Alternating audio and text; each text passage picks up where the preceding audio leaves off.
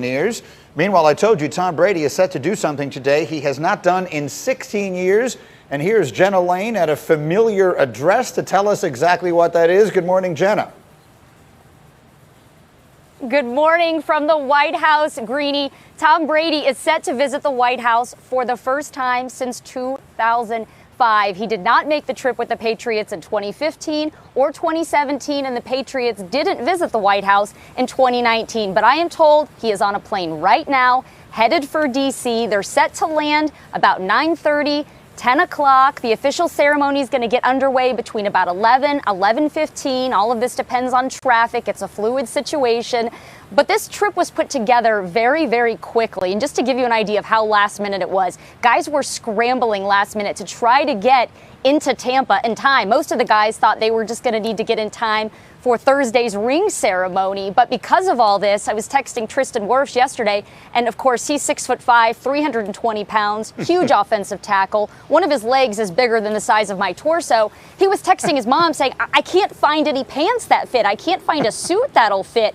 But thankfully he was able to get a jacket, and he's going to wear some khakis. But yeah, that just gives you an idea of how quickly they had to put all of this together today. Tons of excitement, though, with this team. They never imagined in a million years they'd be going to the White House. These are delightful problems to have, I'm sure. In the meantime, as the Bucs do up in training camp, there was a lot of talk last week about Tom Brady and his knee and an MCL and surgery. What do we know? Yeah, Brady said that it was about April, May of this past year that he knew he was going to need knee surgery in the offseason. But I asked Bruce Arians, was it a problem at all during the season?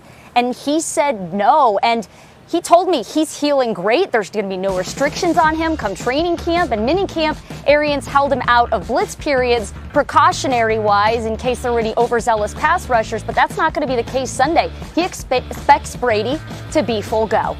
All right, that is Jenna Lane live from the White House with the coverage today of the Buccaneers celebrating their championship. Outstanding, Jenna. Thank you so much. Enjoy the day, and we'll check in with you a little bit later. In the meantime, more on Brady. Now, the biggest game of this year before the postseason will come week 4 when Brady makes his much-anticipated return to New England. And Byron Cowart is a Patriots defensive tackle who played one season with Brady.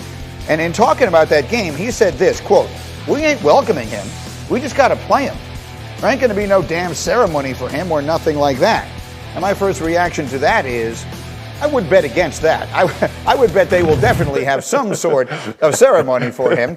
In the meantime, Jeff Saturday, you were telling us a great story before the show today about a moment where that actually happened to you and the impact it can have on a player during a game. Yeah, I mean, look, Greeny, I was playing for the Green Bay Packers my last season. We're going back to play the Indianapolis Colts. And when we get there, midway through the third quarter, they played on the Jumbotron this great memorial for my career there. And, it's playing on there. And I will tell you, it was the most emotional game I played in. And that includes AFC Championship games, Super Bowls, you name it, because all your fans, when you come out to warm up, they're screaming your name.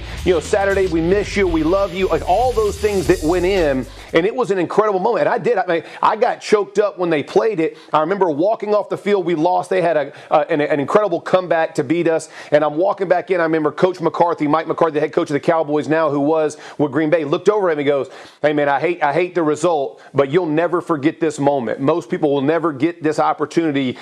Remember this." And I'll tell you the truth, that is a fact. It's still one of the most memorable moments of my NFL career in the 14 years and the success we had. That right there, they will do that for Tom Brady in New England. Rest assured, and it will affect him and the rest of the fans in New England. I love that story. And Mike T, did you have a similar experience?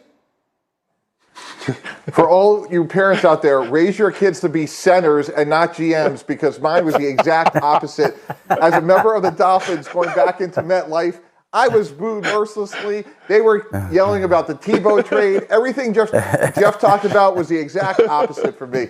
I'd like to, right now, finally, after all this time, apologize to you for that. That was me. That was me who was screaming at you from the stands at MetLife. Tannenbaum, you stink. But all kidding aside, Schefter, there is going to be a lot planned there. And the idea of Byron Cowart, again, is welcome to say whatever he wants. And, of course, they have to approach that game like just any other game. But there's no conceivable chance that will be just any other game. And the Patriots, we don't know what, but we have to assume they will do something to celebrate Brady, Adam, yes? Well, listen, there were people who told me this offseason that this will be the most anticipated regular season game in NFL history. Think about that for a moment, that there's never been a regular season game more anticipated than this. And you think about why, and it makes a lot of sense. You've got a quarterback who's won more Super Bowls, meant more to one team than maybe any player in history, going back to a place that he really didn't get to say goodbye to. How emotional is that night going to be? It's going to be incredible, going to be filled with emotion, lots of accomplishments. And oh, by the way, back to everybody booing Mike Tannenbaum out of MetLife Stadium. I heard one person say, "Go back to teaching Columbia." I remember hearing somebody saying that. That's a very humble brag from Tannenbaum, for those of you just joining us today, when he just offhandedly referenced the class that he teaches at Columbia University. That was extraordinarily well done. All right, let me run the bases. Guys, sit tight. Much more football as we go. But let me run the bases through the action from the majors last night. Hey, we had a game that lasted 4 hours and 45 minutes. And in the end, the New York Mets smashed 7 home runs, shook off 4 errors in the first 2 innings, and ultimately came up with a wild 15-11 win in 11 over the Reds. The Mets maintain a 2.5-game lead in the National League East.